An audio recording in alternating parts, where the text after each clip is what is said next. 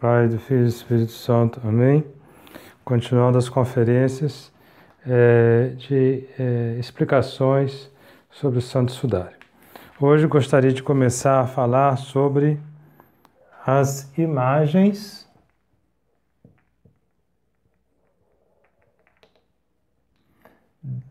desconcertantes,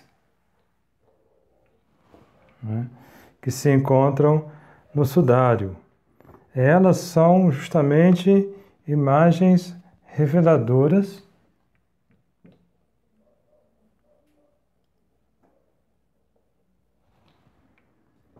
de fatos impensáveis.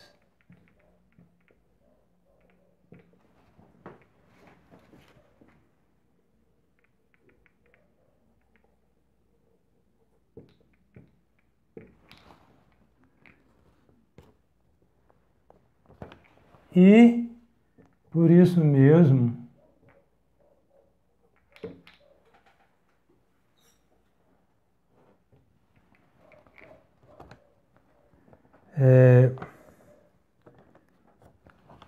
próprias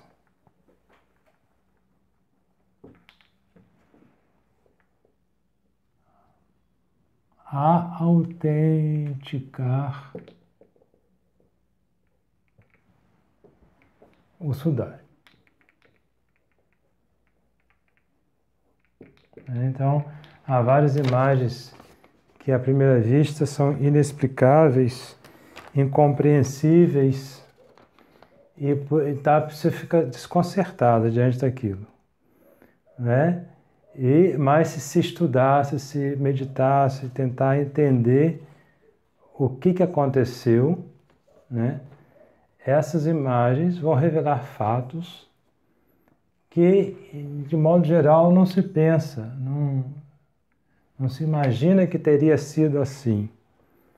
E aí, por isso mesmo, essas imagens são próprias a autenticar o sudário, naquele sentido que eu havia dito, né? Que ele é autêntico no sentido de que não é uma fraude, não foi feito para enganar, não foi feito a partir da cabeça de uma pessoa, de um homem, né, que imaginou como teria sido.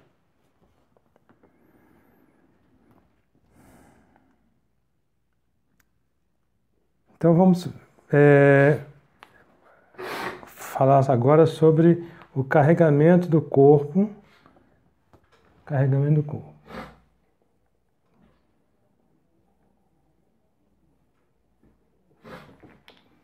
Do corpo morto. E aqui é importante frisar isso, que o corpo morto de Nosso Senhor não deve ser chamado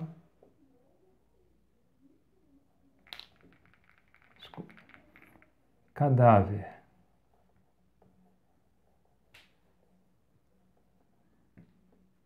Porque esse corpo morto de Nosso Senhor, extraordinariamente, está unido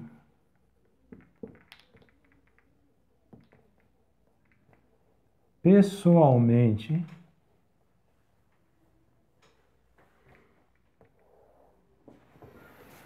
ao Filho Eterno.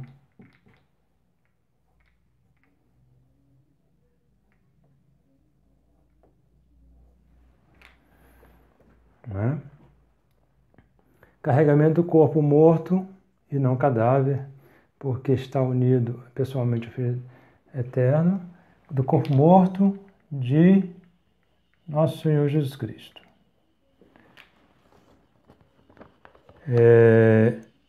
Desde o Calvário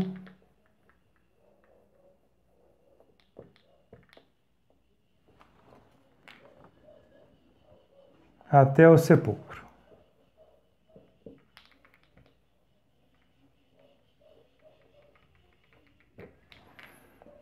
Então, Nosso Senhor morreu.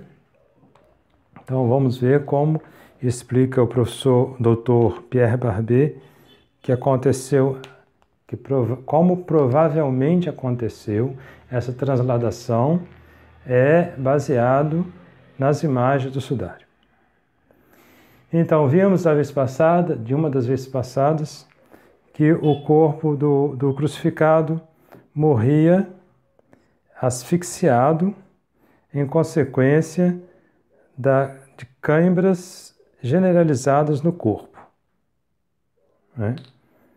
E, portanto, inclusive com a cãibra do músculo chamado diafragma, que é o músculo da respiração. Então, fazer que o crucificado ficasse asfixiado. E se ele não se levantasse sobre os pés, ele morreria. E foi o que aconteceu com o Nosso Senhor. Vemos no sudário que as suas pernas estão dobradas, ou seja, na posição de abatimento.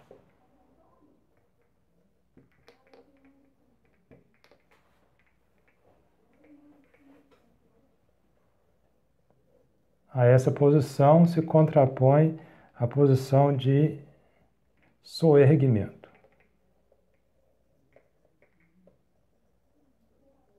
Quando o crucificado se apoiava sobre os pés, se levantava e com esse soerguimento diminuía a tração dos braços, diminuindo a tração dos braços, diminuía as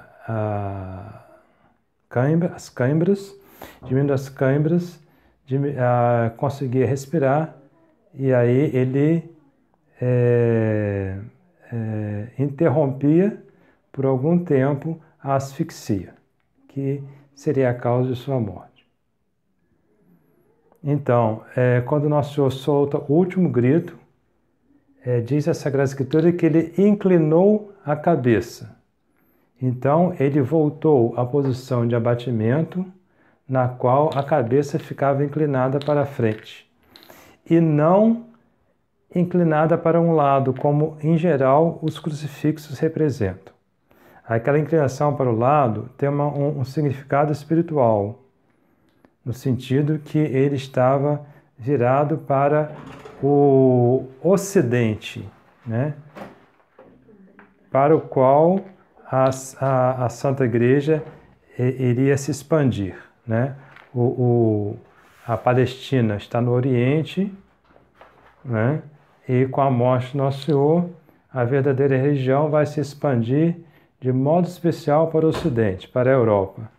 Então, aquela inclinação da cabeça para a direita representa como esse olhar de Nosso Senhor do futuro, da expansão de sua igreja para o Ocidente. Mas então é apenas uma coisa espiritual, tem um sentido puramente espiritual.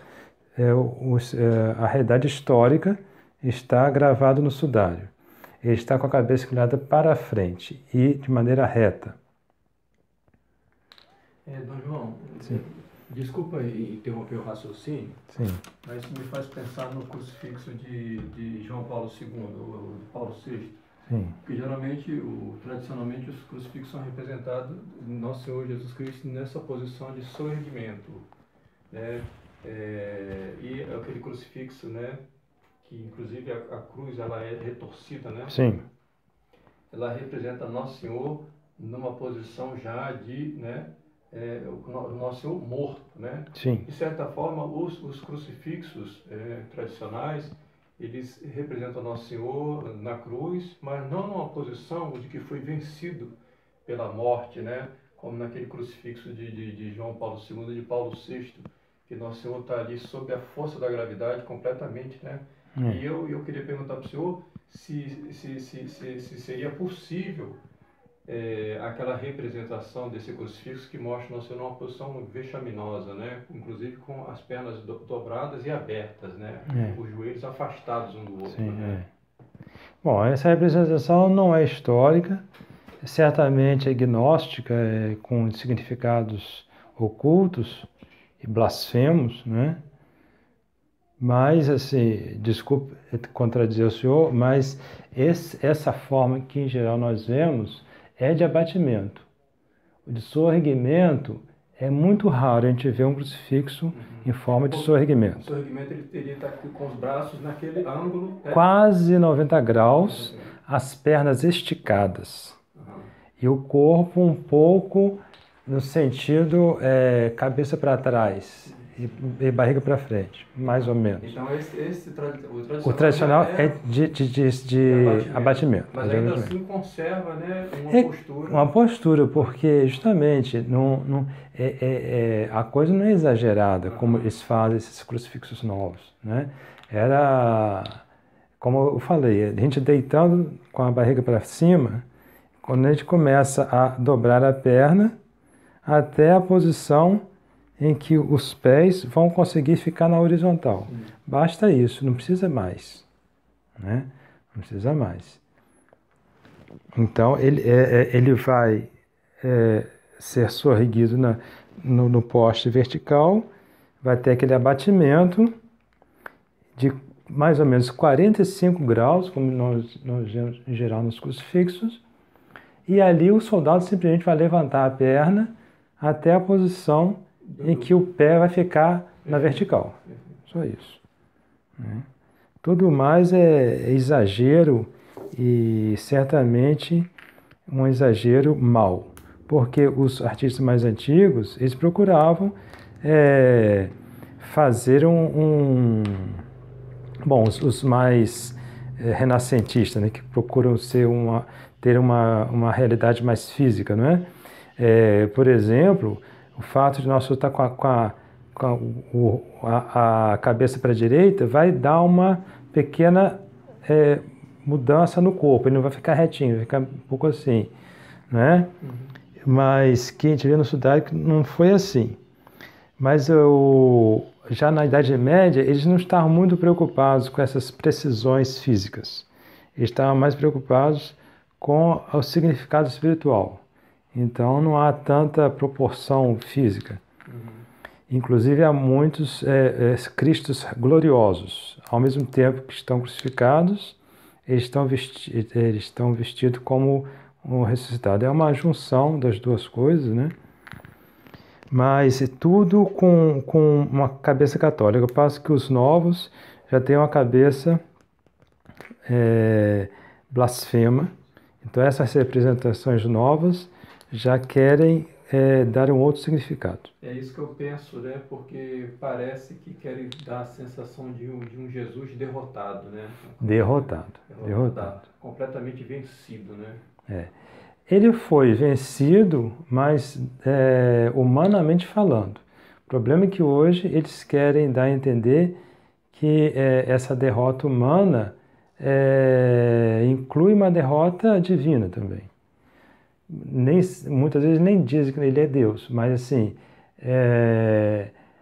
essa derrota humana foi um meio que ele quis se submeter para vencer o demônio e o pecado. Então, ele foi o grande vencedor através dessa derrota humana. Mas foi uma vitória. Mas essas pessoas que querem dar muita ênfase a esse aspecto da derrota, não colocam ao lado o aspecto da vitória, né? Que é a principal. Como nós vimos questão daqueles que tiraram a substância da religião do Antigo Testamento e deixaram só a parte externa, não é? A parte externa é inferior e votada, dirigida ao interior.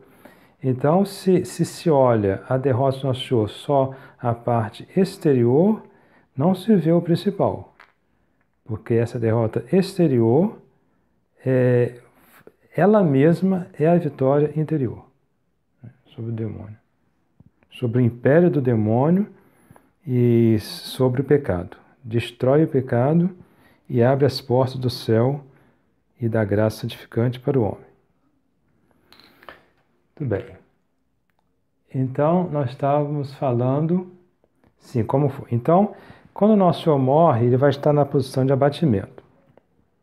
E já, então, como estava explicando, o corpo como morreu em câimbras, ele imediatamente fica duro, fica rígido, né? Então, vamos imaginar como foi a descida da cruz. Então, vamos destacar a haste horizontal da haste vertical, que ficava fixa no chão, né? E vamos despregar o prego dos pés, desculpe. Então, vão descer Nosso Senhor. Levanta o patíbulo, vão descer Nosso Senhor com os braços pregados no patíbulo. Então, alguém vai meter a mão aqui no pé de Nosso Senhor, no calcanhar. E então, no sudário nós vemos isso, tá? A única marca do corpo do Nosso Senhor vai ser nesse calcanhar. Esse pé direito que nós vimos, né, no sudário, em outra aula.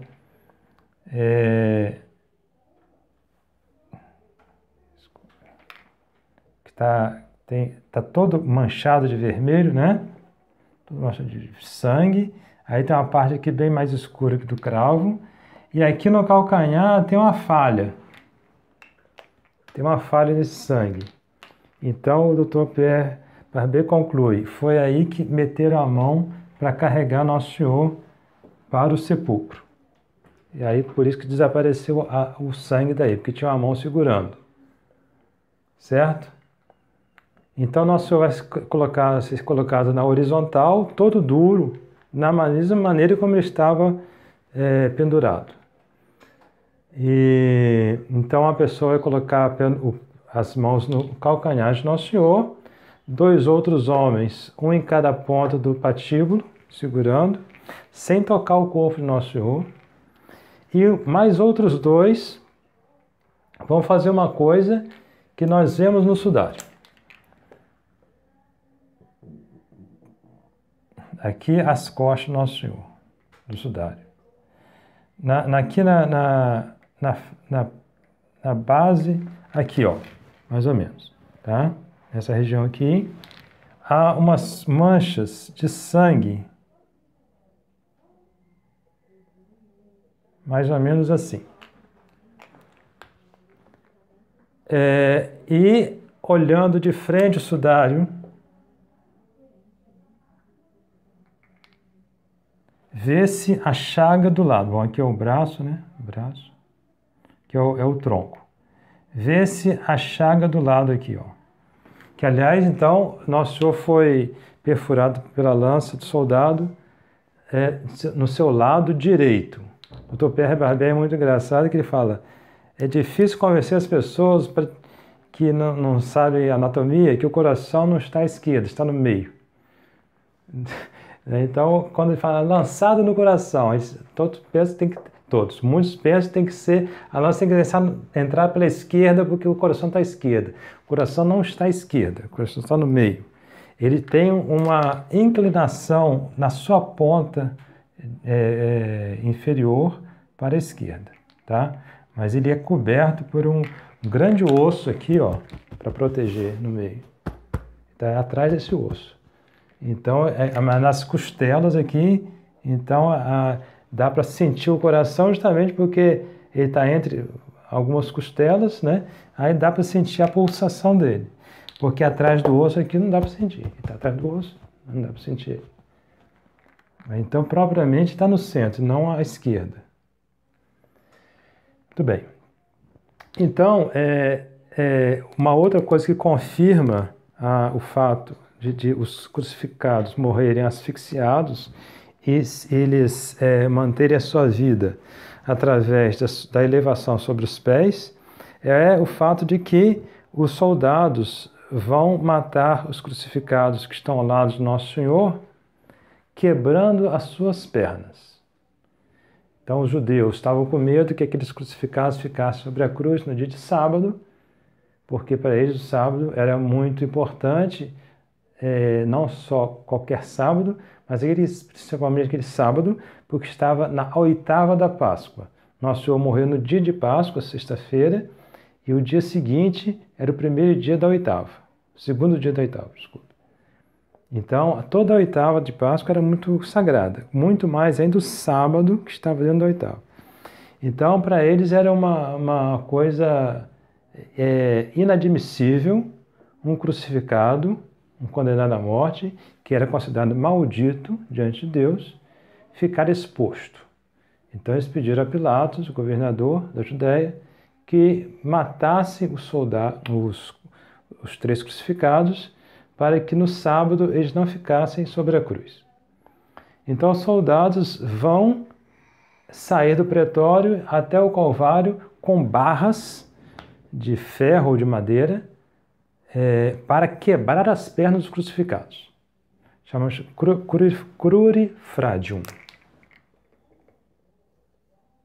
Crurifradium, latim, né? Frangere quer dizer quebrar. E crura quer dizer perna. Crurifradium é o ato de quebrar as pernas. Então, imediatamente eles iam morrer. Quebrou as pernas, eles iam cair no abatimento, na posição de abatimento, não poderiam se reerguer mais, imediatamente iam morrer de asfixia. E Nosso Senhor, quando eles vão a Nosso Senhor, vê ele que já está morto. Então não precisava do crurifrágio. Mas para dar satisfação ao governador, para estar certo que ele estava morto, eles vão dar o golpe de misericórdia, chamado, né? Golpe de misericórdia. Eles vão pegar uma lança e vão enfiar no coração de Nosso Senhor, certo?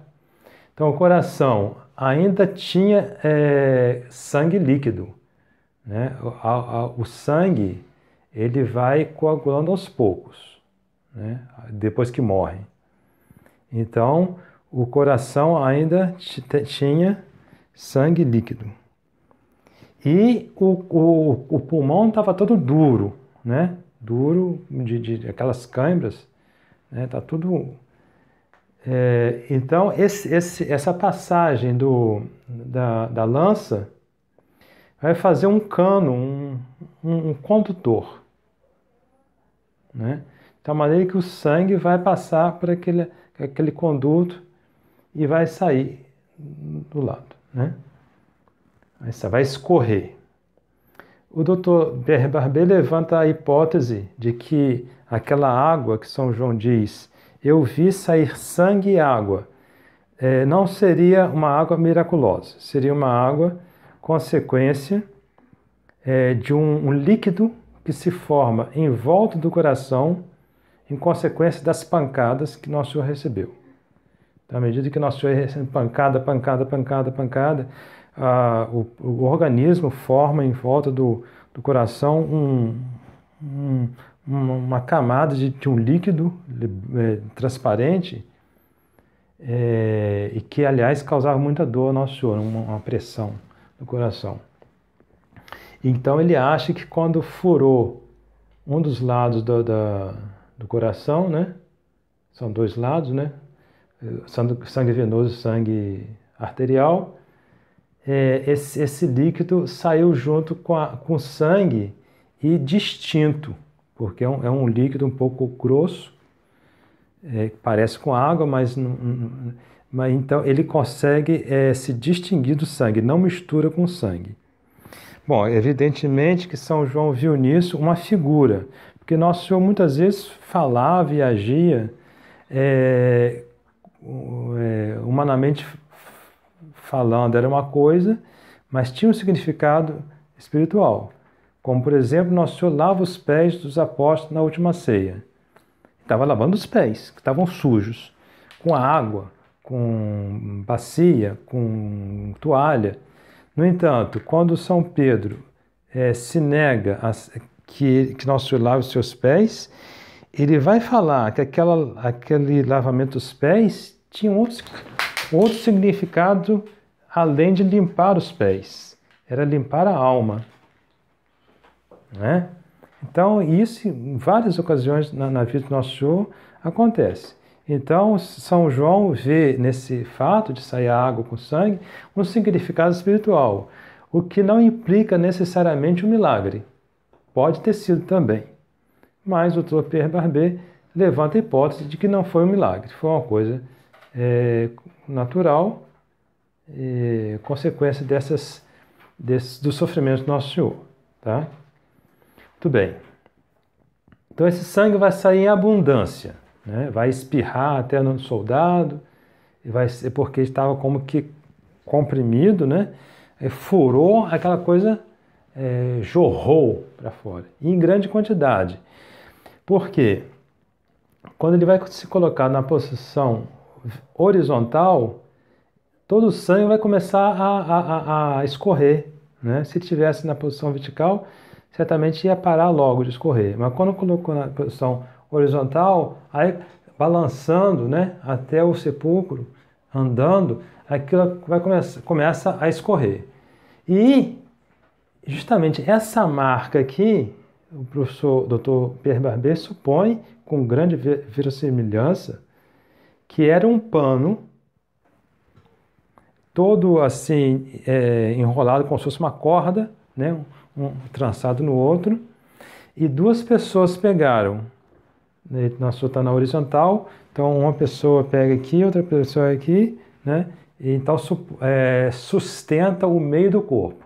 Então um sustenta o pé, o calcanhar, dois sustentam o patíbulo, em cada lado, e dois sustentam esse pano.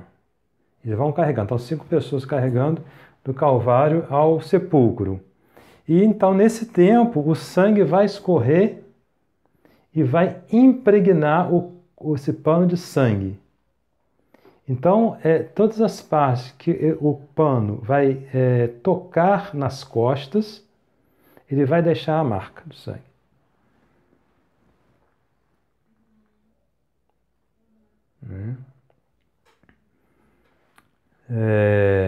Então, bom, nessa ocasião também se realiza uma profecia que dizia que nenhum osso de Nosso Senhor iria ser quebrado.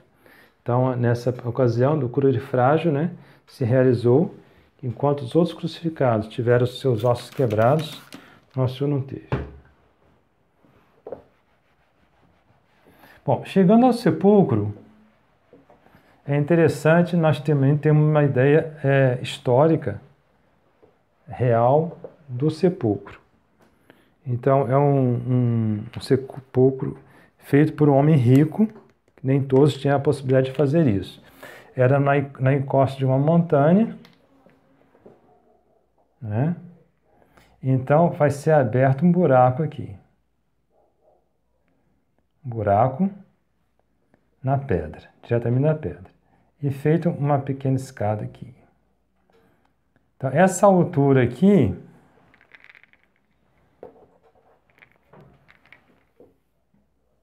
é mais ou menos a altura de um homem, uns 2 metros, mais ou menos. Então, entra-se numa câmara mortuária, na qual normalmente o corpo morto vai ser preparado, vai ser embalsamado, né? Então, provavelmente aí eles vão tirar o patíbulo, despregar as mãos do patíbulo, botar para fora o patíbulo, naturalmente, e fazer um grande esforço de fazer que os braços que estavam assim fiquem assim, para poder entrar no nicho onde tem a lápide mortuária, né? Que nós vamos explicar agora. Então, depois dessa pequena câmara, há uma segunda câmara. Só que essa segunda câmara é muito interessante. A entrada dela é baixa. Para entrar nela, tem que se agachar. Agachar não, entrar de gatinhas, desculpe. Entrar de gatinhas. Não sei por que eles fizeram isso, mas é assim. E aqui dentro, se não me falha a memória, o lado direito, mas aqui eu vou representar como se fosse o lado esquerdo, né? É feito na pedra também um nicho. Então, é uma cavidade na pedra, não é? Aqui é a parte horizontal, né? Como se fosse uma lápide, de mais ou menos 2 metros. E aqui fica livre. Então, o corpo do Nosso Senhor vai ser colocado aqui em cima, coberto pelo sudário. Né? E aqui, vou mudar um pouquinho esse desenho aqui para ficar melhor. Vou botar mais vertical aqui. E aqui vai se colocar nessa boca, olhando de frente, mais ou menos assim, a entrada, né? Vai se colocar para fechar uma pedra em forma de mó. Mó quer dizer de moinho, né? As pedras de moinho, então eram pedras, tinha um buraco aqui com ferro, uma coisa, e elas estão assim, né? É grossa e como se fosse um disco. Aí haviam duas, uma em cima da outra. A de cima rodava e a de baixo ficava fixa. E era bois ou cavalos, ou até também mais uma técnica melhor é com água, né, com roda d'água. Então fazia essas pedras, batia uma na outra, né? E aí colocava o trigo, o milho, para fazer fubá ou farinha de trigo, né? É joeirá, né? Chamava, né? Joeirá, né? Joeirá.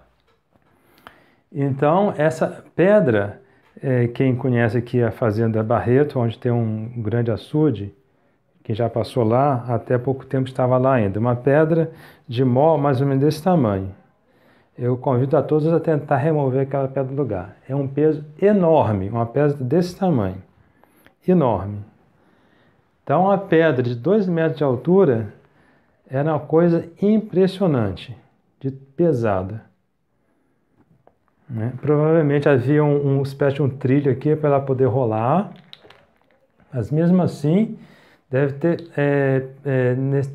sido necessário muitos homens, muitas alavancas para conseguir rolar essa pedra para a boca do sepulcro. Daí vem a grande admiração dos soldados ao verem um anjo, um ser luminoso, com a maior facilidade ele vai remover essa pedra da boca. Então eles deveriam dar testemunho desse milagre, mas por suborno eles vão mentir, né? Novamente acontece aquilo que nós já falamos, aqueles homens inimigos do Nosso Senhor, que mataram o Nosso Senhor, não estavam preocupados com a verdade. Eles queriam alcançar o seu objetivo. Então, diante desse milagre, testemunhado pelos soldados, ao invés de se curvarem diante da realidade, da verdade, eles vão subornar os soldados para que eles mintam. E os soldados vão levantar a dificuldade que eles poderiam ser mortos, porque o governador, se soubesse que eles não cumpriram o seu dever de impedir que o corpo fosse tirado, porque quando o anjo abre, o sepulcro está vazio. Nosso Senhor já havia ressuscitado, já havia saído do sepulcro. Então, novamente, a mentira vai prevalecer nos inimigos do Nosso Senhor, contra a verdade evidente, a poder de suborno também. Eles vão encher a mão de Pilatos de dinheiro para que ele não puna os soldados. Tudo bem.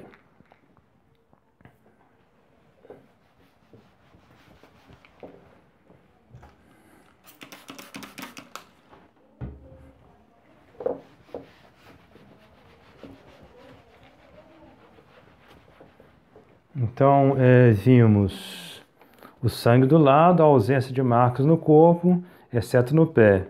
O respeito com que os discípulos tratavam o corpo de Nosso Senhor. É muito interessante isso, né? Todo aquele respeito, só uma pessoa toca no corpo de Nosso Senhor. Mostra como a Santa Igreja sempre ensinou, desde o seu começo, né, que nossos corpos são templos de Deus. Então temos que ter muito respeito pelo nosso corpo, né? Hoje em dia é o culto do corpo, modéstia, é quase ridicularizada como uma coisa. Não, o corpo é bom, o corpo tem que ser mostrado. Não, essa não é a verdade. O corpo é uma coisa sagrada, deve ser tratado com todo o respeito. E muito mais o corpo do Nosso Senhor, né? Agora eu gostaria de falar o que é a morte. Então, estou falando da morte. E o que é a morte?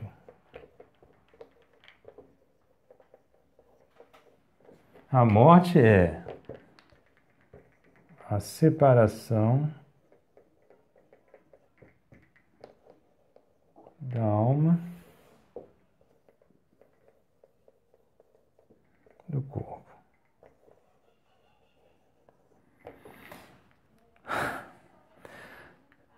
Um ser animado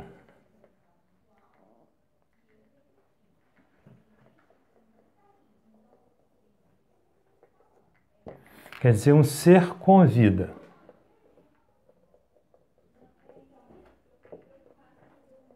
Certo? Então as plantas têm vida, os animais irracionais têm vida. O homem tem vida. Então são 3 seres animados. Os minerais são inanimados, não têm vida.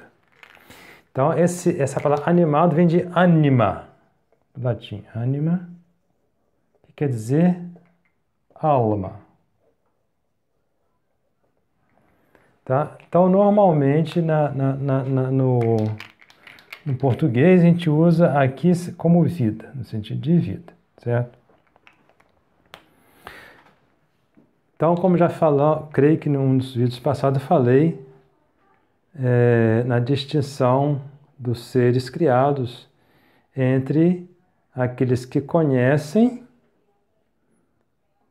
só sensivelmente, são os animais irracionais, e os que conhecem também intelectualmente. Ora, a intelecção, né? O fato de entender as coisas,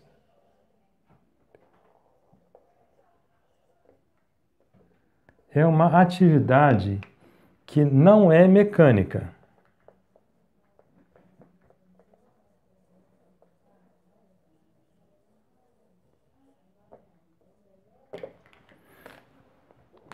Eu acho que todos sabem que nenhum computador é inteligente. Nenhum celular é inteligente. Eles fazem, nenhum robô é inteligente. Eles fazem coisas incríveis, como se fossem inteligentes. Mas nós sabemos muito bem que eles não são inteligentes. Eles são programados. São programas. Esse termo inteligência artificial é um termo contraditório entre si. É um termo contraditório entre si. Então, porque o exercício da inteligência é uma coisa que independe da matéria. Não é um conjunto de coisas materiais, físicas e mecânicas que conduz a um raciocínio. O raciocínio é a ação do intelecto. Essa ação de raciocinar não pode ser consequência de algo mecânico. Então, opõe-se ao mecânico o espiritual.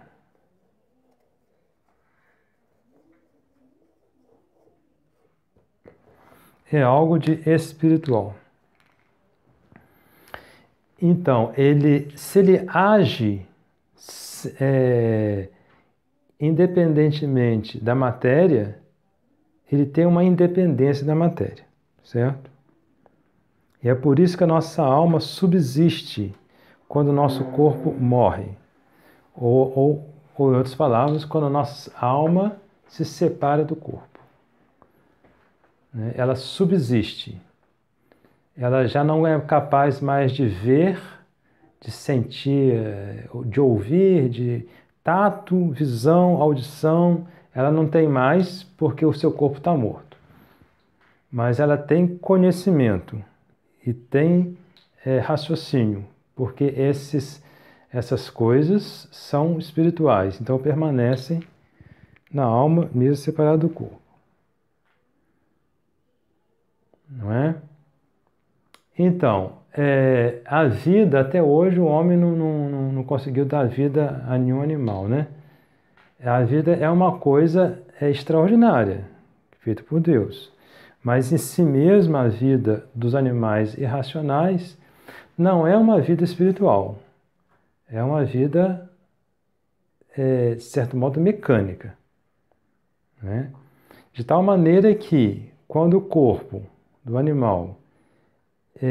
sim, então a vida ela é uma unidade de ação intrínseca que começa no sujeito que a tem e nele termina.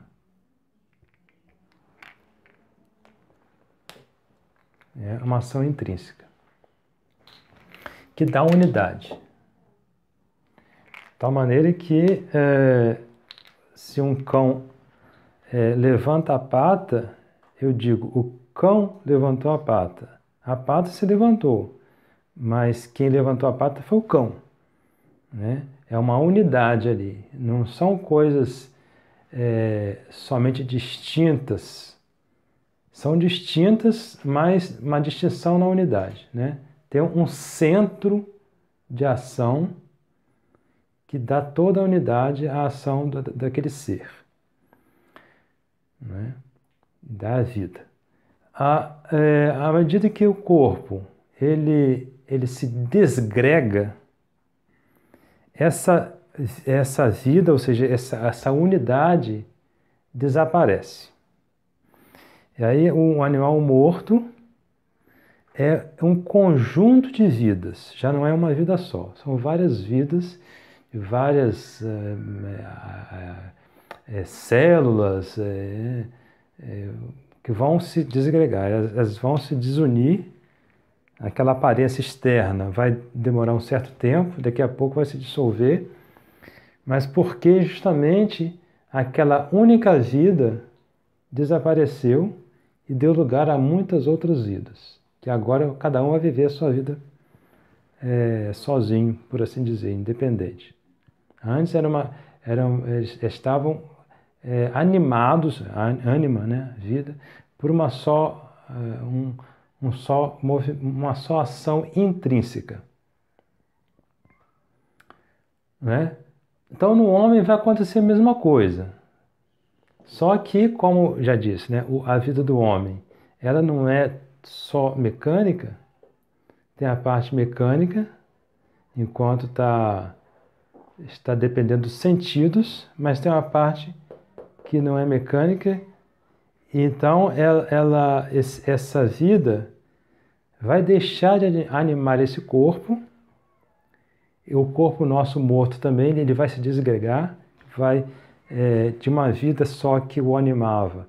Vai haver várias vidas, cada um vai começar a viver a sua vida, como se dizer, né?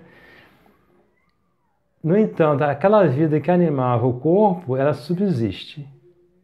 Subsiste. Então, para o homem, a morte é essa separação que não aniquila o homem enquanto tal. Que o animal ali, ele deixou de existir como animal quando morre. O homem, quando morre, ele não deixou de existir.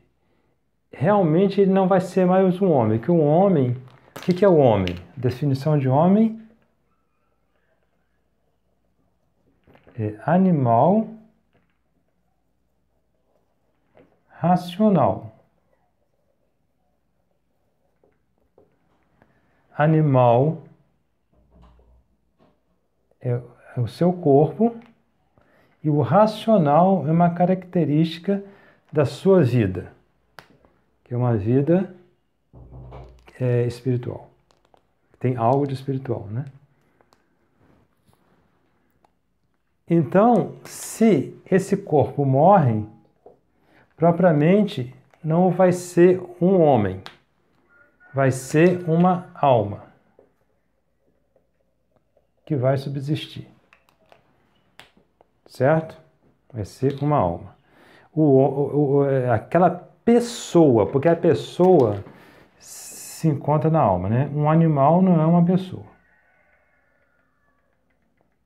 Para ser pessoa precisa ser alguém que é racional, que é espiritual. Então, a pessoa está na alma, tá? Então, a pessoa continua a existir, apesar do corpo estar morto. Então, isso aqui, então, é a morte, tá? Então, o que é a ressurreição? A ressurreição vai ser o contrário. Vai ser a reunião. Reunião essa que vai fazer que o homem volte a ser homem, porque até ali era apenas uma alma. Era uma pessoa, mas não propriamente um homem. Porque o homem, como já defini, é um animal racional. Se o animal, a parte animal está morta, a parte animal está morta, não é um homem, certo? Por isso que a morte é um castigo do pecado, porque é uma coisa que Nosso Senhor não queria que o homem tivesse, porque é uma coisa violenta, que separa uma união que é natural a essa natureza humana, né? Essa união. Justamente porque subsiste. O animal não é contra a natureza animal, porque ele vai deixar de existir enquanto animal. Ao passo que se o homem separar da alma do corpo, ele vai continuar existindo, mas pela metade, por assim dizer. Então é uma coisa que não é normal à natureza. A morte não seria mais própria, né, da natureza do homem, né? É uma consequência do pecado. Porque assim Deus quis, né? Porque ele poderia realmente deixar o homem morrer. Mas ele quis dar ao homem esse dom preternatural da imortalidade. Porque penso em função de sua bondade, né? Porque é terrível com essas pessoas que não têm fé, que pensam que morreu, acabou. O animal, ele nunca pensa nisso, porque ele não reflete. Então ele vai morrer, mas não está nem aí para ele. Mas a gente pensa que um dia a gente vai deixar de existir, é uma angústia. Ninguém gosta de pensar na morte quem não tem fé. Por causa dessa história de morreu, acabou. Esse é o grande, né? O horror dessa filosofia, entre aspas, né? Existencialista, né? Que diz exatamente isso, né? Que morreu, acabou, né? Então a ressurreição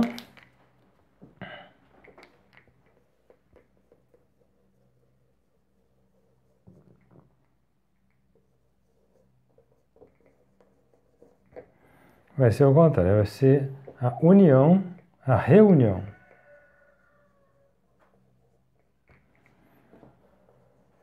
da alma ao corpo. Muito bem. Só que Deus Nosso Senhor Jesus Cristo que é o nosso Salvador. Salvador do demônio, Salvador do pecado, Salvador do inferno e Salvador da morte. Nosso Senhor vai restituir ao homem a sua vida natural de homem. No entanto, de acordo com a nossa aceitação do plano divino com relação a nós, essa ressurreição vai ser distinta. Aqueles que receberam a graça de Nosso Senhor, a união, a sua divindade, essa reunião do corpo, da alma ao corpo, vai ser gloriosa.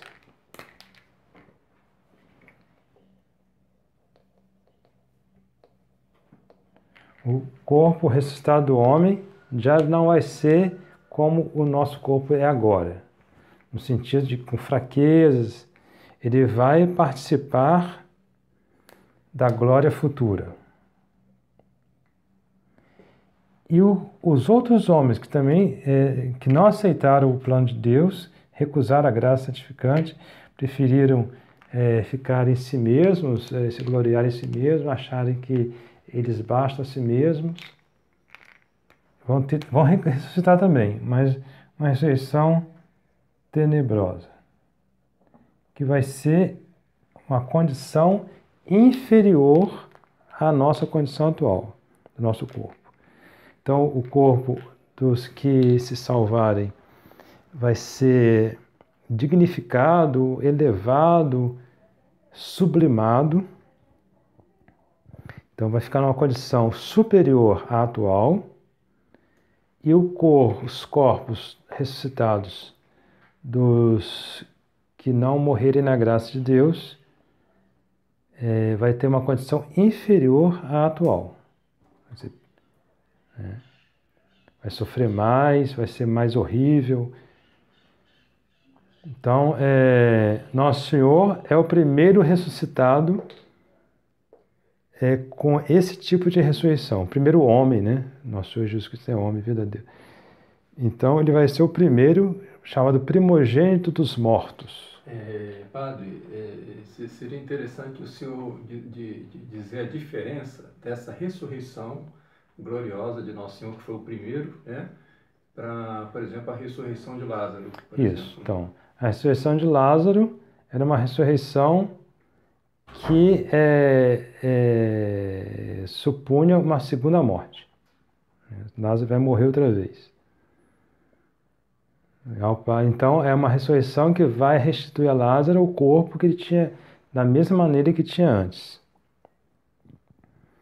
Ao passo que, então, a ressurreição do Nosso Senhor não. Nosso Senhor ressuscita Lázaro.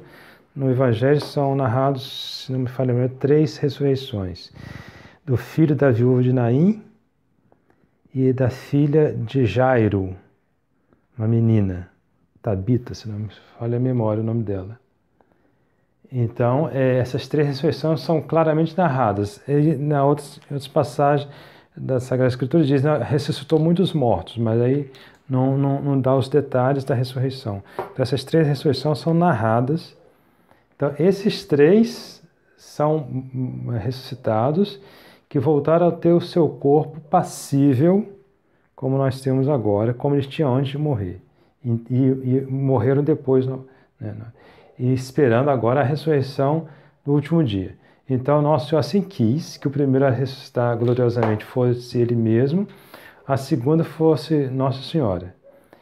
Se houve outros santos que ressuscitaram com uma ressurreição gloriosa, não é de fé.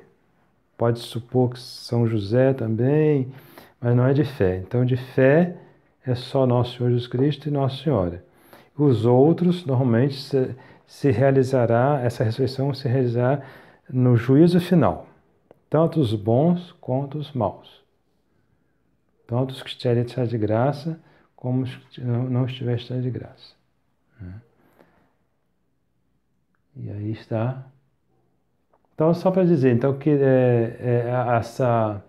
essa imagem do sudário provavelmente se realizou no momento da ressurreição de Nosso Senhor, em que sua alma se une novamente ao seu corpo. E essa união, justamente porque vai dar ao corpo um aspecto glorioso, esse aspecto glorioso que é provavelmente a causa da impressão das imagens no sudário. Um outro aspecto, padre, que seria importante também, que são dos inimigos também, né, de Nosso Senhor, essa, por exemplo, no livro do Allan Kardec, ele tem um livro chamado O Evangelho segundo o Espiritismo, e que ele vai atribuir essa ideia de ressurreição àquela ideia de metempsicose, ou seja, né, nós não somos o corpo e uma alma. Na realidade, para eles, corpo e alma são coisas ruins. Nós somos um espírito que estamos, num determinado momento, habitando um corpo, né? Este corpo é ruim, e essa alma, né, que anima esse corpo é ruim, e esse espírito é que é a parte boa. Então, quando ocorre a morte, esse espírito se liberta e ele pode reencarnar, né? Você assumir uma outra roupagem, né? Então, é por isso também que esses inimigos também eles vão contestar o sudário, porque o sudário é uma prova do contrário desse tipo de pensamento religioso, né, da metempsicose. O problema das realidades religiosas é que nós só podemos sabê-las, conhecê-las, por uma revelação que Nosso Senhor nos haja feito. Fora isso, são conjecturas, imaginações, e muitas vezes inspiradas pelo demônio, né? Ou seja, em outras palavras, mentirosas. Então, a própria filosofia, que é uma ciência natural, de um esforço do intelecto do homem para compreender muitas coisas, diz que a alma humana é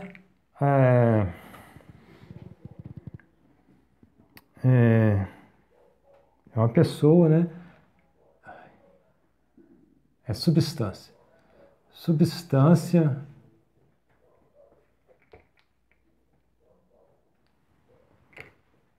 Substância desculpa, aqui é um B, do homem, né?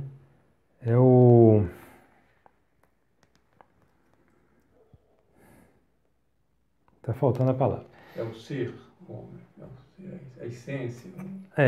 Não é bem a essência, mas é o que faz que o homem seja o que ele é, tá? O que faz que o homem seja o que ele é. Então, para isso, para informar, é a forma, desculpa, forma substancial.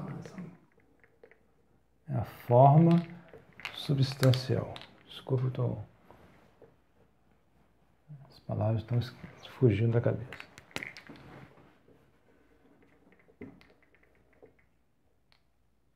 Bom, para entender isso, claro, precisa entender o que na filosofia significam essas palavras. Porque às vezes na prática se usa essas palavras com outro sentido. A forma substancial, ela é individual.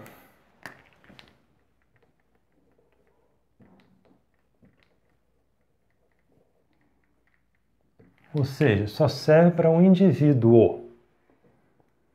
E no caso aqui, ela informa um corpo. Certo? Então, a nossa alma humana é criada diretamente por Deus. Ela não é consequência da geração natural, diferente dos animais. Os animais transmitem a vida naturalmente. A nossa vida, que é alma espiritual, ela é dada diretamente por Deus, criada por Deus. Criada. Então, ela é a forma do corpo, do nosso corpo. Forma no sentido de forma substancial, tá? Não é forma física, não. Não é formato. Né? Não é formato, não. Então, essa forma é de acordo com esse corpo. De tal maneira que ela não pode ser forma de um outro corpo. Porque ela foi criada para informar esse corpo. é mais ou menos como uma coisa que se encaixa na outra, num quebra-cabeça. Aquela peça do quebra-cabeça só se encaixa naquele lugar, porque foi feito para aquele lugar. Não adianta colocar em nenhum outro lugar que ele não vai se encaixar. Então, assim também, a nossa alma, que é a forma do nosso corpo, forma substancial, que informa o nosso corpo, foi criada diretamente por Deus para esse corpo. De tal maneira que ela se separando pela morte, ela não pode informar mais nenhum outro corpo. Certo? E quando nós formos ressuscitar no fim do mundo, vai ser o nosso corpo que vai ressuscitar. De uma maneira misteriosa, que só Deus sabe como. Mas vai ter que ser o nosso corpo, porque o nosso corpo, a nossa alma, é a alma desse nosso corpo. Ela é a forma desse corpo. Não pode ser outro corpo. Mas é o que eu digo, isso aí são coisas que Nosso Senhor revela, a filosofia sã descobre.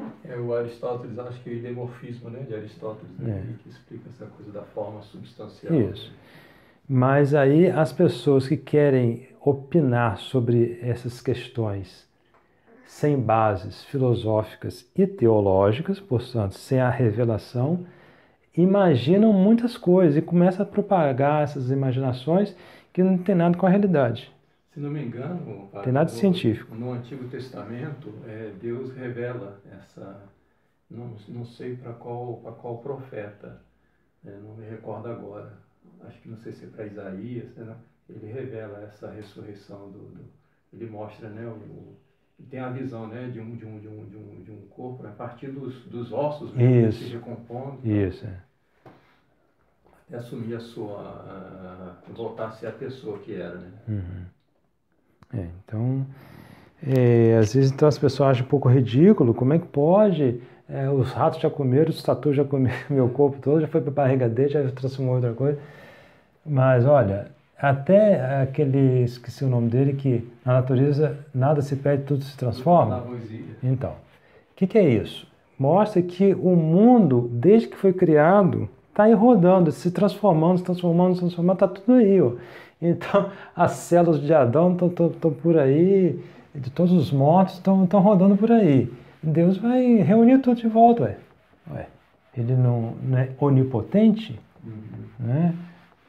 E, aliás, é uma coisa muito boa para a gente, que a gente se acha muito inteligente, muito capaz, faz muita coisa.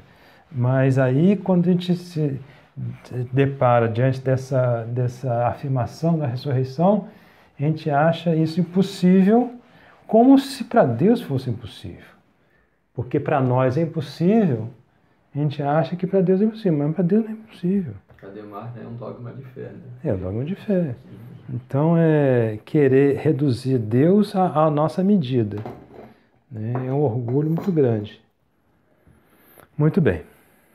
Pai do Filho e Espírito Santo.